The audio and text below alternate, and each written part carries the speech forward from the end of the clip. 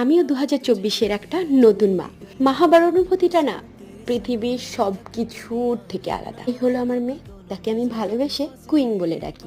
আজ তাকে first time formula milk খাওয়ালাম। ফার্স্ট চামচটা কোনো রকম গিলে ফেলেছি, পরের বার কিন্তু কোনোভাবেই খেতে চাইছিল না। তাই বাচ্চা তো, তাই বেশি জোর করিনি। আর এই যে হাতে দেখছো আমার দুটো কৌটো, এর ভিতরে রয়েছে রূপোর দুটো ব্রেসলেট, আর একটাতে রয়েছে রূপোর একটা আংটি।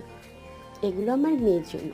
আংটিটা মেয়ের জন্য নয়, আংটিটা আমার জন্যই নিয়েছিলাম। আর গিয়েছিলাম একটু সোনার উপর দোকানে, সেখানে গিয়ে না এই দুটো আমার খুব পছন্দ হয়ে গিয়েছিল। আর মা হবার পরে বাচ্চাদের জিনিসগুলো তো একটু আমার আলাদাই মায়ায় ফেলে দিচ্ছে। এর আগের ভিডিওতে সেম এই কথাটাই তোমাদেরকে বলেছি। আমার না মা হবার পর হয়তো সবারই বাচ্চার জন্য সবাই একটু শপিং করতে বেশি ভালোবাসে। যেমন আমি যেখানেই যাচ্ছি মেয়ের জন্য কিছু না কিছু নেওয়া হয়েই যাচ্ছে। আজকের ভিডিওটা ভালো লাগলে জানিও।